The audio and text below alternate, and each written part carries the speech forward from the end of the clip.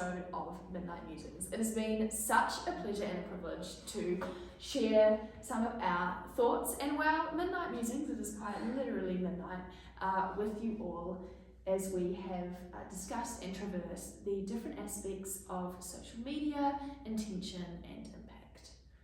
And we know we've been very cynical about it and have been analyzing it and been very harsh on social media.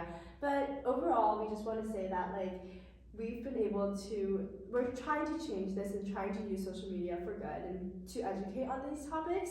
And part of the ways we're doing that is through long form videos where we're able to actually elaborate and delve into research on these topics and cite our sources and give reliable information on this rather than just short-term videos that are just for a trend or just for kind of clout and things like that. So that's one of the ways that we're trying to change this. Exactly. And I think just to recap everything that we've talked about so far, very quickly, 30 seconds, let's just go around. How have we progressed? We started at nudity for feminism and just analyzing the use of social media and making this a more prevalent trend, and also just analyzing specific celebrities like Emma Watson and Emily Ratajkowski who did post nude and raise the question on whether or not nudity is something that is considered feminist and empowering and giving people the choice and the ability to break the cult of female modesty as Victoria Bateman coins it, or if it's something that's just leading them into sexualization. So we really weighed in on that and discussed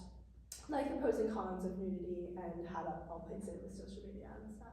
We continued with our focus on female celebrities with Emily Ratajkowski, and how her writing in both her short story Buying Myself Back and in her book My Body sort of conflict her position as a model who commodifies her body, who seeks this sexualization, objectification, with being able to have agency and own her image and be empowered within that system.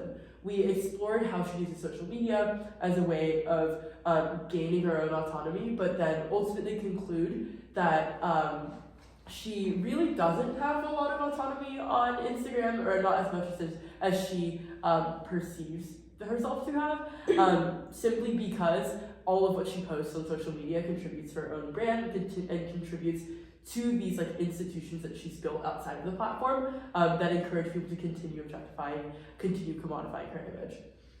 We then continued with this idea of agency and the fact that social media affords both creators and viewers a sense of agency over their experience when in reality they're actually being dictated everything that they're consuming, quite literally and figuratively in What I Eat in a Day, the trend which looks at how creators, well not how, but it is a trend in which creators share videos of what they eat in a day, usually a 24-hour period. These are generally white, young, conventionally beautiful girls who conflate directly the image with consumption.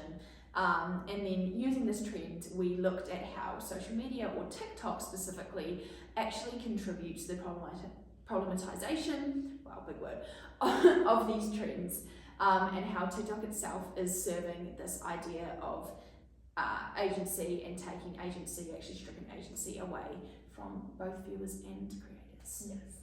We then moved on and concluded with the clean girl aesthetic, another big, famous, and popular TikTok trend where females try to achieve this look that's so effortlessly, I always struggle with this word, pretty, and they have clear skin, they're white, they're blonde, blue eyes, glowy makeup, lip gloss, just trying to achieve this unattainable look that sometimes for people, and females specifically, who are non-white are trying to achieve, and essentially ultimately damage their self-identity and self-worth. We tied all of these concepts with the clean girl aesthetic back to historical associations with purity, cleanliness, and whiteness, and just how these ties back to ideas we had in the past that we're trying to break, such as racism, but with trends circulating such as the clean girl aesthetic, it has been impossible to break that idea. And trends essentially in social media are just romanticized so much that they mask the negative effects and the negative policies and ideas and ideologies we've had in the past. So we just concluded with the question of what's the impact of social media, and what Jess said, impact versus intention. Yeah. So I think ultimately it comes down to exactly that. Intention, where in which we have women posting nude photos, we have women trying to take control of their bodies, versus impact. The idea that ultimately, social media provides a platform for which it actually strips agency from the people that both interact with and feed into these platforms. And so, even if both the creators and the viewers have agency, social media ultimately continues to perpetuate the very systems that we oftentimes seek to break. And yet, I think our channel, Midnight Musings, tries to actively invert or leverage the powers of social media, leverage the power of trends, the power of video recommendations, the power of all of the things that we've talked about that are features of social media to actually bring about some kind of change and kind of subvert or go against what is considered normal in terms of social media. And so our videos are long form. We don't take ourselves seriously. We are not wearing makeup. You know, this is not like pretty or put on or well produced necessarily. I like to think we've had some interesting conversations. But yeah, I think that's generally the purpose. I think the beauty of social media is that there really is, like, we talk about social media as like one big thing, but it's so diverse, and I think it is so diverse in both its intention and its impact. And they're like social media is defined as like by its community, right? And the creators who are on the platform. And we, I think, as 4 different creators for this channel, can really leverage, right, like the powers that social media has, the potential and like our intentions to then translate to a good impact. And I think that by subverting a lot of the things that we have discussed in our conversations, we're able to do that in a way that like all the like little things that we've analyzed haven't done in the past. Yeah. Ultimately, social media is so powerful and it really does have the potential to be a force for good, and it is in so many ways. Yeah. It has been such a pleasure to be with you guys, making the Wait, we need to make it. It's 11:59. It's 11:59, and maybe we'll be here in Midnight Musings 40 years later, analyzing more trends and more movements. But thank you so much for watching, and we hope this was helpful.